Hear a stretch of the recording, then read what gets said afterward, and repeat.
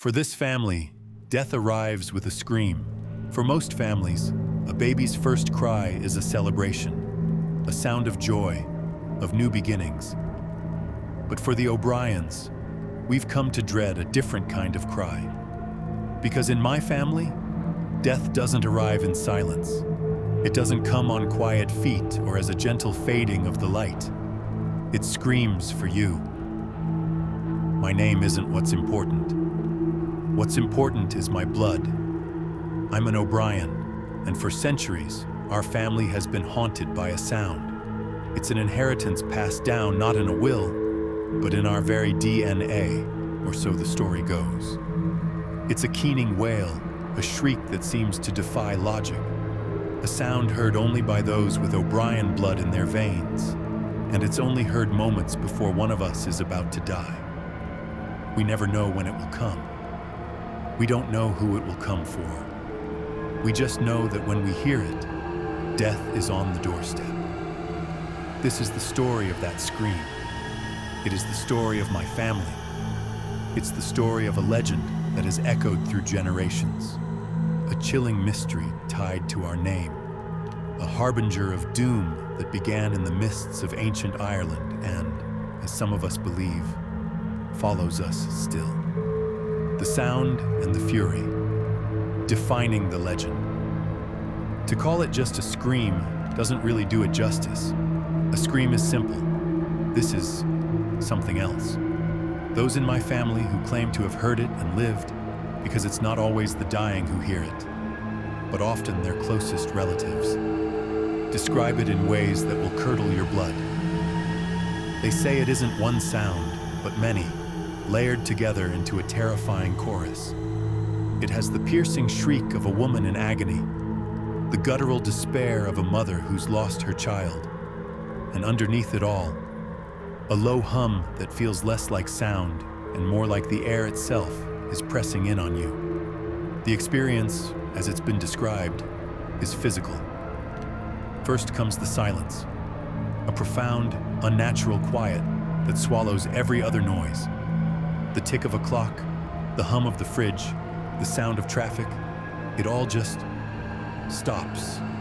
Then, a sudden piercing cold. Not a winter chill, but a deep cold that seems to come from inside your own bones. A wave of absolute dread washes over you. A primal fear that you know, with a certainty you can't explain, means something is terribly wrong. And then it begins. The sound starts low, a mournful wail that seems to come from everywhere at once. It builds in pitch and intensity until it feels like it could shatter glass, your teeth, your soul. It's a sound of pure, undiluted grief, so powerful and ancient it feels like it carries the weight of every O'Brien who has ever lived and died. Family lore says the sound has 3 distinct cries, a triad of wailing that grows more urgent with each one. And then, as suddenly as it began, it's over. The silence that's left behind is somehow heavier than the silence that came before. And in that quiet, we wait, because we know what comes next. This phenomenon, this curse, is tied inexorably to our bloodline in the stories. Spouses, adopted children, friends in the same room. They hear nothing. They only see the terror on our faces. They might feel the temperature drop or notice the strange stillness, but the scream itself is reserved for us. It's a private, terrible communion. For generations, we have called this harbinger by its ancient name, the banshee. The term comes from the Irish bean Sida, meaning woman of the fairy mound. In Irish folklore, the banshee isn't a demon that causes death, but a messenger. A female spirit who attaches herself to certain old Gaelic families, the O'Neills, the O'Connors, the Kavanaghs, and famously the O'Briens, to warn them of an impending death. She's a figure of immense sorrow, her cry a lament for the soul about to depart. Within our family's lore, she even has a specific name, Aoib Hial. Folk traditions say she is a fairy queen, the guardian spirit of the O'Briens of Thomond, a region in County Clare, our ancestral homeland. She's said to live at a place called Craig Liath, the Grey Rock, and from there, she has supposedly watched over our clan for 1,000 years. She isn't our enemy. She is our oldest, most terrifying companion. But knowing her name doesn't make it any less terrifying when her cry echoes in the dead of night. The ancient echo, Brian Boru and the First Whisper. To find the origin of this legend, this terrible bond between our bloodline and the Wailing Woman, you have to go back 1,000 years, to a time when Ireland was a land of warring kingdoms and the name O'Brien meant royalty. You have to go back to the patriarch of our clan, the most famous O'Brien of all, Brian Boru, the last great High King of Ireland. The year is 1014. For 2 centuries, Viking longships had been raiding Ireland's coasts. Brian Boru, a brilliant strategist from the small kingdom of Munster, had spent decades uniting the fractured island, forcing other kings to acknowledge him as Ard Rí, the High King. But a rebellion, led by the King of Leinster and his Viking allies in Dublin, threatened to tear it all down. The 2 armies were set to meet in a final decisive battle on the fields of Clontarf. It's here, on the eve of this legendary battle, that the origin story of our family's curse begins. The legends told to us as children say that Brian was visited in his tent by a spectral woman. It was Eob Hiall, the guardian spirit of his clan. But in these oldest versions of the tale, she didn't scream. Some traditions say she came to him with a golden harp, an instrument now so famously associated with Brian Boru that its image serves as a symbol of Ireland itself, though the historical connection of any specific harp to Brian is unlikely. The music she played wasn't a battle hymn, but a sorrowful, haunting lament. Legend holds she warned him that he would win the battle and break the Vikings' power in Ireland for good, but he wouldn't live to see the sunset. His life was the price of victory. The next day, the Battle of Clontarf raged from sunrise to sunset. It was brutal and bloody. Brian's forces were victorious, but just as Eob Hiall had supposedly foretold, the victory came at a terrible cost. The elderly king was killed in his tent by a fleeing mercenary. Brian Boru, the High King of Ireland, died at the moment of his greatest triumph. This is the origin story we are told. It frames the scream not as a curse, but as an act of profound loyalty. Eob Hiall wasn't a monster. She was a guardian. Over the centuries, as the O'Brien clan fell from power and scattered, the story goes that the nature of Eob Hiall's warning changed. The sorrowful melody of her harp, a sound fit for a king, twisted into something rawer, more visceral. It became a scream, a cry of grief no longer for a single monarch, but for every child of his bloodline, a wail that echoes the tragic fall of our house. The first recorded scream, the testimony of Lady Anne Fanshawe. For centuries, the story of Eob Hiall and her cry was just that, a story, folklore told by the fireside. That all changed in the mid-17th century, when an outsider documented an encounter so chilling, it became the bedrock of our family's legend. Her name was Lady Anne Fanshawe. The year was late 1649, a time of immense turmoil in Ireland. Lady Anne was traveling with her husband, Sir Richard Fanshawe, and they stayed as guests at a castle belonging to Lady Honora O'Brien. Lady Fanshawe was educated, well-traveled, and kept a detailed memoir. She was not by nature a superstitious person, which is what makes her account so terrifying. In her memoir, she describes being violently awakened around 1 a.m. Looking toward the window, lit by the pale moonlight, she saw a woman leaning into the room from the outside. Her description is chillingly precise. The woman was dressed in white, with a cascade of red hair and a face of ghastly complexion. As Lady Fanshawe stared, frozen, the apparition let out a cry. She described it as a word repeated 3 times in a strange tone. Ahone, ahone, ahone. After a final sigh that sounded more like wind than breath, the figure vanished. The next morning, their host, Lady Honora O'Brien, came to them, her face etched with grief. A cousin of hers, an O'Brien whose ancestors had owned that very castle, had died in another part of the house at about 2 o'clock in the morning. Lady Honora then explained that whenever a member of that family was near death, the spirit of a woman was said to appear at that very window, heralding the end with a mournful cry. Lady Fanshawe's account is the historical anchor of our family's legend. It's the first time an outsider documented the phenomenon. Her description of the pale woman with red hair became the definitive face of Oipiol for generations. Folklorists have speculated her rendering of the cry, ahone, may have been an English woman's attempt to capture the sound of the Irish lament, ochon, a deep cry of sorrow. We can never be certain, but her record stands. A credible witness, with no prior knowledge of the family legend, described a female apparition and a 3-fold cry right as an O'Brien lay dying in the same house. It was no longer just a family story. It was a documented event. The curse travels, an immigrant's tale. For centuries, the story of Oipiol was tied to the green hills of Ireland. But the 19th century brought the Great Famine, and 1 million people fled the country, including thousands of O'Briens. They sailed for England, Australia, and America, carrying a secret fear in the dark holds of the coffin ships. Would the curse follow them? Was it bound to the soil or to the blood?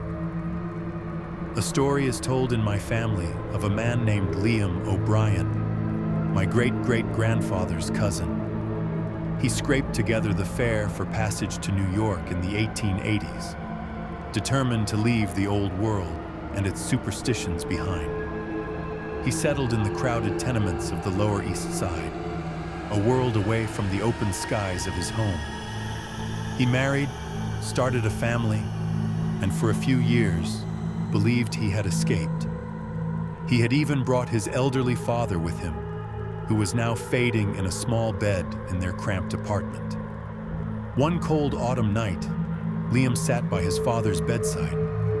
The roar of the city was constant. And then, it happened. The legend says it began with the silence, a sudden jarring void where the city's noise had been. The air grew cold. His heart began to pound. He knew. And then the sound came. It wasn't the mournful echo he remembered from his childhood. This was a sharp, piercing shriek that cut through the unnatural quiet like glass. It was the same unearthly grief, but harsher here, more desperate, as if fighting to be heard over a world that didn't believe in it. Liam's wife, rocking their infant in the corner, heard nothing. The cry was for him alone. It reached its terrible 3-part crescendo and vanished. The sounds of the city rushed back in. In the quiet left by the scream, Liam heard his father take one last, shallow breath. In that moment, the story concludes. Liam O'Brien knew the devastating truth. They had crossed an ocean, but they hadn't outrun their fate. According to this tale, Oipiol was not a spirit of the land. She was a spirit of the blood. The curse wasn't in the Irish soil. It was in their veins, an heirloom that would follow them to the ends of the earth. The scream captured the Eamon O'Brien experiment. As the 20th century progressed, the world changed. The age of superstition gave way to an age of science. For a family like mine, our ancient curse became a bit of an embarrassment, a story that felt out of place.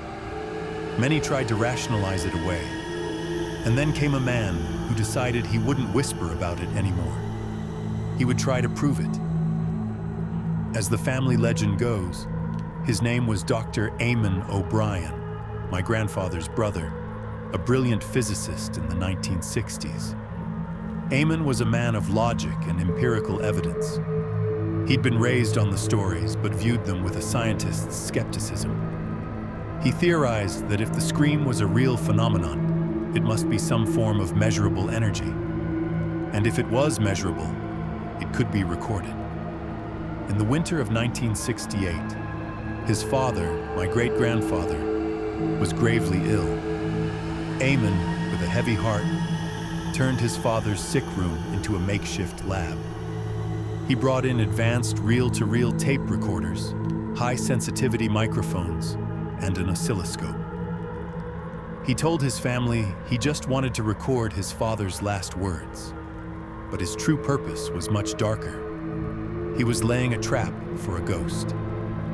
For days, he sat vigil, watching the unmoving green line of the oscilloscope. On the fourth night, it happened. The story says that a profound silence fell. Eamon felt an intense cold seep into the room. His logbook supposedly reads, "Sudden temperature drop. All ambient sound ceased. Sensation of extreme dread." And then the scream began. Eamon watched, terrified, as the needle on the oscilloscope went wild. A chaotic, jagged spike of pure sonic violence. The lights flickered. The tape recorders sputtered and died. As the scream peaked, the oscilloscope screen flashed and went dark. All his equipment shorted out at the same moment. In the silence that followed, he looked over at his father. The old man was gone. Later, Eamon supposedly salvaged what he could. Most tapes were wiped, as if by an electromagnetic pulse. But on one tape, he found something, a fraction of a second of audio, horribly distorted. When amplified, it was a harrowing, multi-tonal wail that didn't sound human. Eamon never published his findings, but within the family, his experiment became a modern legend. He had set out to capture a ghost with science, and instead, he had only deepened the mystery, proving that something was there, a force powerful enough to destroy the very machines he brought to capture it. The scream was real, and now, as the story goes, we had it on tape. A personal encounter, the narrator's story. I've told you the stories as they were told to me. A high king, a noble woman, immigrants and scientists, a history of echoes. But for me, this isn't just history or folklore. It's a waiting game. I've never heard the full 3-part cry. For that, I am profoundly grateful. But I think I've heard its whisper. A few years ago, my aunt was diagnosed with a sudden, aggressive illness. One night, I was home, unable to sleep, and I heard it. It wasn't a scream. It was faint and distant, like a single, sorrowful note carried on the wind. Just one cry. My blood ran cold. I sat bolt upright in bed, my heart hammering, and I waited. But nothing else came. The next morning, we got a call from the hospital. Against all odds, my aunt's condition had stabilized. She was going to recover. I don't know what to make of that night. Was it a warning that was rescinded? Was she so close to the edge that Abiel began her lament, only to fall silent? I don't have answers. I'm just left with the chilling, personal certainty that the stories feel true, that the harbinger is aware of my generation. She's watching us, just as she supposedly watched all the others. And one day, I know I might hear her voice again. We've come to understand that the curse in our stories isn't one of malice. It's the lament of an ancient, loyal guardian, her grief eternally bound to our bloodline. It's a chilling reminder that our family story is an old one, written in the very soil of Ireland. For the O'Briens of this legend, death will never be a lonely affair, but it will never be a peaceful one. We live our lives under the shadow of a sound, knowing that the end may not come as a quiet fading, but with a terrifying, heartbreaking scream. The scream has been silent for a few years now, but in our family, silence is the most terrifying sound of all. It's the sound of waiting. If you have a story that deserves to be told, let us know in the comments and subscribe for more journeys into the shadows.